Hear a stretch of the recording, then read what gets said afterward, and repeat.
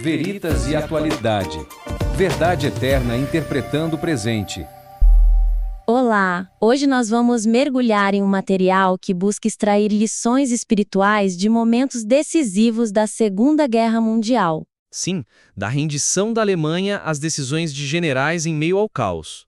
Exato. E a ambição de conectar a grande história com a espiritualidade pessoal é fantástica. Vamos explorar como podemos levar essa conexão a um nível ainda mais profundo? Com certeza. A primeira observação, então, é que a estrutura episódica do material oferece vinhetas históricas fascinantes, mas ela poderia ser fortalecida por uma tese central clara que una todas as lições. Exato. O autor nos leva em uma viagem que é, assim, impressionante, não é? Muito. Da rendição do general Jodl em Reims, passando pela desobediência do general von Scholitz em Paris. Até a autoilusão de Stalin e a famosa oração do general Patton. Isso, cada história isoladamente é poderosa, muito poderosa. Sim, mas, ao final, parece que temos uma coleção de pérolas incríveis, cada uma com o seu brilho próprio. Mas falta o fio que as transformam num colar. Perfeito, essa analogia é perfeita. O ouvinte sai com várias reflexões, mas o impacto cumulativo ele se perde um pouco. Falta esse fio condutor, né? E se esse fio, em vez de ser uma afirmação, fosse na verdade uma grande pergunta norteadora, estabelecida logo no início? Gosto disso. Uma pergunta que o autor se propõe a investigar. E cada evento histórico se torna uma peça da investigação. Uma evidência. Exato. Isso muda a dinâmica de uma palestra para uma exploração conjunta com o ouvinte. Totalmente. Pensa comigo, poderíamos enquadrar tudo em torno do tema da consciência em tempos de colapso moral. Interessante. A pergunta central seria algo como, no meio do caos absoluto da guerra, onde a moralidade parece ter desaparecido, como a consciência humana age? Qual o seu papel? Isso imediatamente dá um propósito a cada história. A desobediência de von Scholtz salvando Paris. Vira um exemplo da consciência triunfando sobre a ordem. E o pedido de misericórdia de Jodl no momento da derrota total é a consciência se manifestando no fundo do poço. E funciona também para os exemplos negativos, que são igualmente importantes, né? Sim, claro. O caso do romance finlandês, onde os soldados precisam ativamente silenciar a consciência para executar prisioneiros. Aquilo se torna o contraponto sombrio. Exatamente. Deixa de ser uma história solta sobre a brutalidade da guerra e passa a ser uma evidência direta na nossa investigação sobre o papel da consciência. Faz todo sentido. E qual seria a outra possibilidade de fio condutor?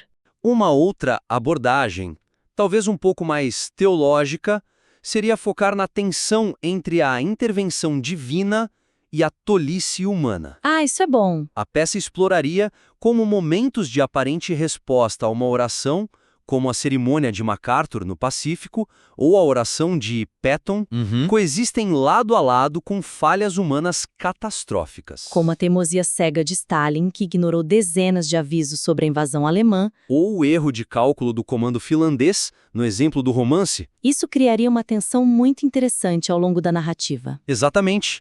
O ouvinte ficaria se perguntando a cada momento: aqui, vemos a mão de Deus ou a consequência da falha humana? Isso transforma a audição numa experiência muito mais ativa. E mais engajada.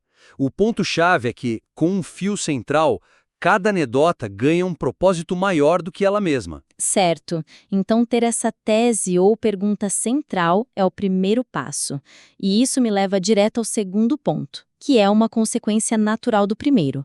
A ordem em que essas pérolas são enfileiradas no fio. A estrutura. Sim, a reorganização dos exemplos em arcos temáticos em vez de uma sequência solta poderia criar um impacto emocional e intelectual muito mais poderoso. Sim, uma coisa leva a outra. Atualmente, o fluxo é um pouco anedótico, sabe? A gente salta da rendição alemã em 45 para a libertação de Paris em 44, depois para uma reflexão sobre a guerra, aí vai para o Pacífico e volta para a frente oriental. A da transição faz sentido por si só, mas a jornada como um todo pede um pouco de fôlego. Parece mais uma conversa exploratória, o que é ótimo para um brainstorm, mas para uma peça finalizada. Uma construção deliberada de argumento e emoção pode ser mais eficaz. A energia da narrativa se dissipa um pouco nesses saltos. E se, em vez de organizar por geografia ou cronologia, a gente organizasse por tema e emoção? Como assim? Poderíamos criar um movimento narrativo muito mais intencional, quase como a estrutura de um bom filme. Gosto da ideia. Como seria isso na prática? Pensa, por exemplo, em um arco que poderíamos chamar de Do Desespero à Esperança. Ok. Começaríamos nos pontos mais sombrios e desoladores que o material apresenta. A insensatez espiritual, como o autor chama, dos soldados que precisam se embriagar para executar outros. Pesado. A loucura da autoilusão de Stalin, que custou milhões de vidas. A aniquilação total da Alemanha, descrita no momento da rendição de Jodl. Entendi. A gente estabelece o cenário, a profundidade da escuridão. O ouvinte precisa sentir o peso do colapso moral e espiritual antes de qualquer outra coisa. Exato. Uma vez que esse fundo do poço está bem estabelecido, a narrativa começaria a se mover para os vislumbres de luz no meio da escuridão. E aí entrariam os outros exemplos. Sim, os exemplos de escolha moral individual, como a decisão de von Schoutitz de salvar Paris. Ele não é um santo, mas naquele momento a consciência dele age como um farol. Nossa, isso mudaria completamente a experiência do ouvinte. Totalmente. Sairíamos de uma análise histórica para uma jornada quase espiritual, começando na escuridão e terminando com um vislumbre de redenção? É muito poderoso. E o clímax desse arco seria justamente os exemplos de apelos explícitos a um poder superior, a misericórdia. Faz sentido. O pedido de Jodl, que não tinha mais nada a oferecer senão um apelo. A convocação à oração do presidente finlandês, a cerimônia de MacArthur ao navio Missouri. E claro, a ousada, quase inacreditável, oração de Patton. Pedindo tempo bom para a batalha. E recebendo. Essa estrutura guiaria o ouvinte de uma confrontação com a depravação humana para um vislumbre de transcendência e graça. E qual seria uma alternativa a esse arco emocional? Uma outra opção, talvez mais intelectual, seria um arco sobre o indivíduo contra o sistema. Como funcionaria? Aqui, colocaríamos em contraste direto aqueles que exerceram sua agência moral, como von Schoutitz, contra aqueles que a abdicaram ou a usaram para a destruição, como Stalin ou os soldados no romance. Seria uma análise mais focada na responsabilidade individual. Exato, versus a pressão da ideologia, da hierarquia ou do caos.